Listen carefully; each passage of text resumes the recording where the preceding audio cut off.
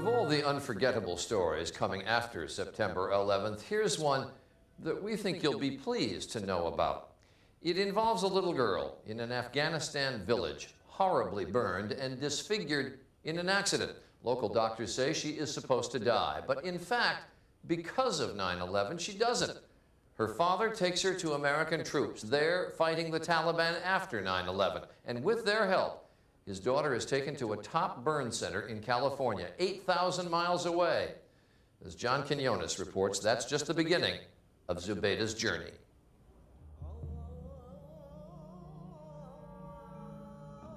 In a remote village in Afghanistan, 9-year-old Zubaida Hassan was unimaginably disfigured in an accident. Her family was told to pray for her death. But look at Zubaida now, a typical American third grader. Transformed by an American doctor who gave her life back and got more than he ever hoped for in exchange. We have gained so much from this child. This is the story of how it happened. After the accident, local doctors did what they could. From all that I know, there was no anesthesia, not even narcotics for pain medication. Zubaida's chin melted onto her chest. She was unable to close her eyes, her right arm frozen at her side.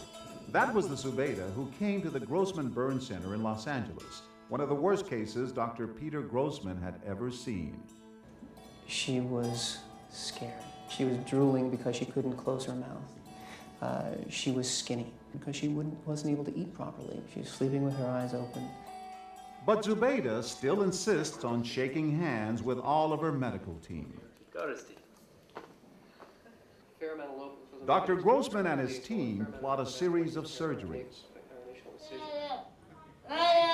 From a mask of pain, they must bring back the face of a little girl, a frightened little girl. 2 surgeries in the first week, freeing up her neck and arm, adding skin grafts from her own back. They must use her own skin or her body will reject it. It's an extremely painful process, but they begin to see the real Zubaida, like a sculpture, developing. A little girl evolved from underneath that mask of scar tissue. When she finally saw in the mirror what she looked like, you could see a little smile on her face. And that was special because that was the first time her father had seen her smile in at least a year. He turned to me, he put his hand on his heart. We hugged, and I knew how it felt, and I felt the same way. But more is at stake. Her spirit, too, is re-emerging.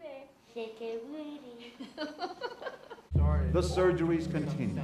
4 more operations for her arm, her eyelid, her ear, and lip. After the first operation, she never cried again going to the operating room. Even while she was going through all this, she wanted to dance. I think that's what kept her going. That she wanted to live. She wanted to dance.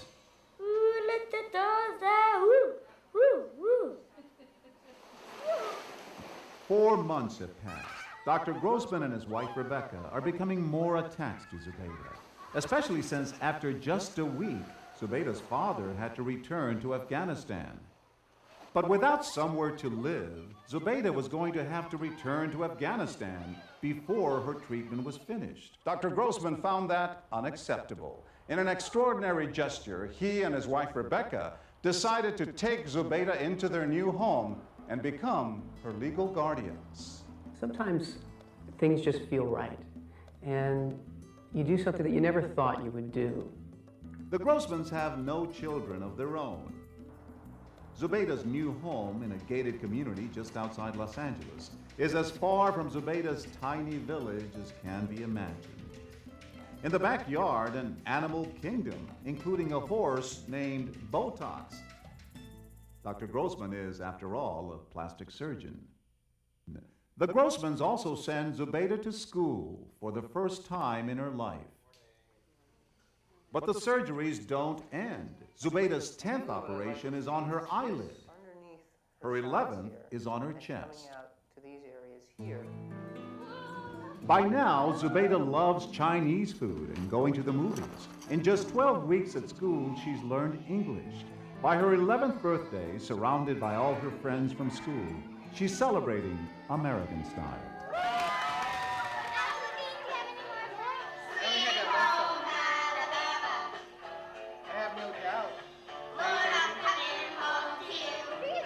How do her friends see her and relate to her? You know, they think she's beautiful, and they love her. And when she first started school, they were fighting over who was going to be her best friend. She is involved in all the melodrama of the third grade, of who was mean to who this morning, and who didn't pick who for handball. And Zubaida now lives the consummate suburban Southern California life. She's a born leader. And her friends want to be just like Zubaida.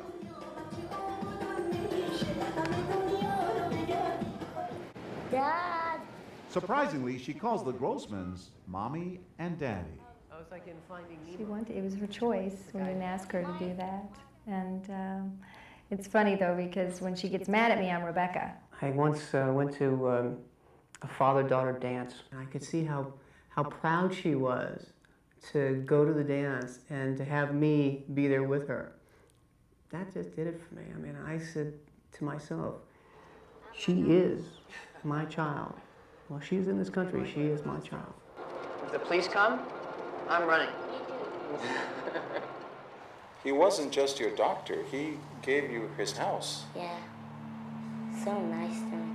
So good person. Do you love them very much? Yeah, a lot. Zubaida has had only limited contact with her family back in Afghanistan.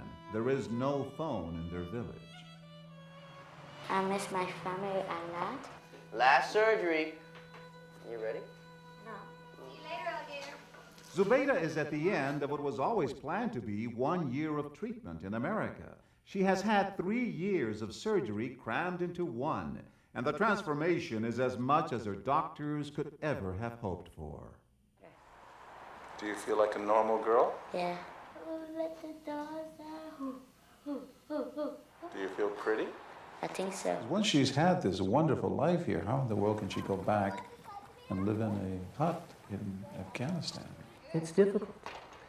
But if you came to me and said, help my child, and I agreed, and then we said, you know what, I can provide a better life for your child, so I'm not going to give her back to you. Would that be fair? No. What would you want in a perfect world? I want Peter and Rebecca there. You want Peter and Rebecca to live in Afghanistan? Let's just hope you're on a lot of flat ground in Afghanistan. While Rebecca stays in Los Angeles, Dr. Grossman will take Zubaida back to her parents in Afghanistan. Letting her go will be tougher than any surgery. Oh, my little baby going home.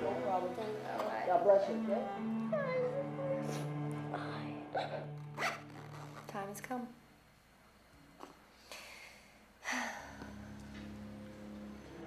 And I don't want you to be scared on the airplane either. I want you to brush your teeth every day, even if nobody else there brushes their teeth. And I want you to do great things when you grow up, Savannah. Can we all three give a group hug? I love you. Bye.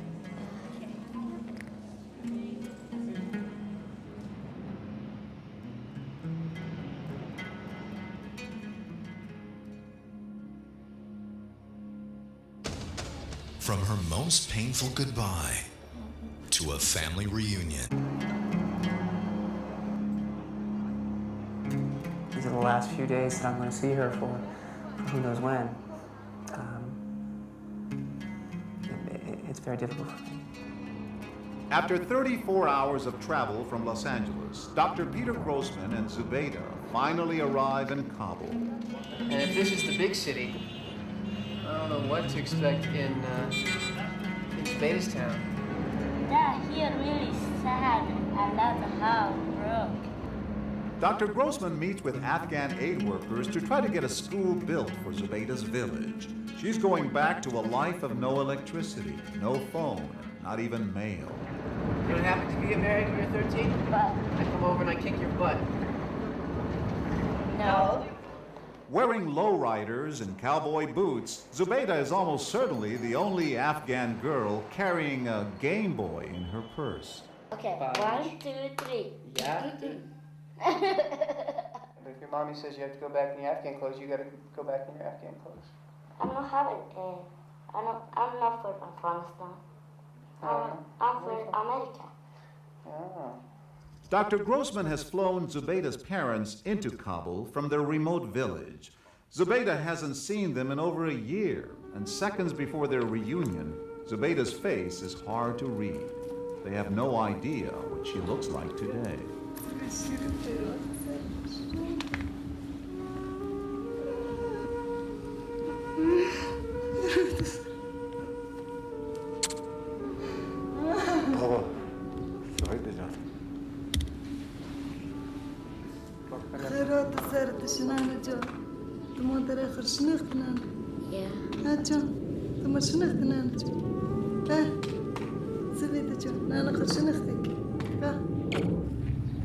Happy, baby? Yeah. I can't ask for anything more than the look of love in their eyes and how happy they are to see her. It's priceless. Priceless. She's done very good. Now,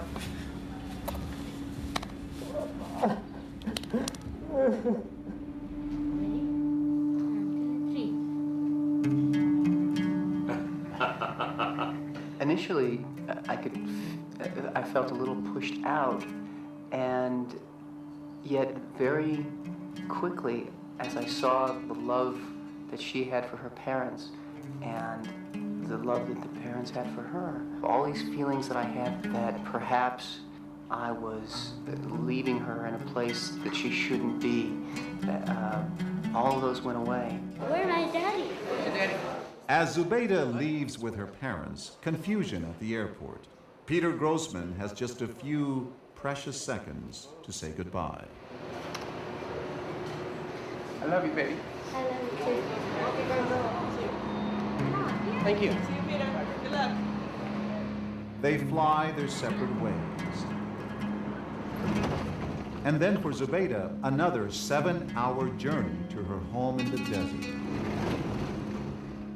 In the 110-degree heat, her extended family, who make up the entire village, finally get their first glimpse of Zubaida.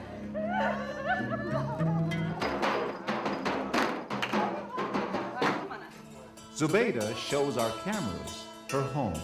This is my house. This is my house. This house my sister.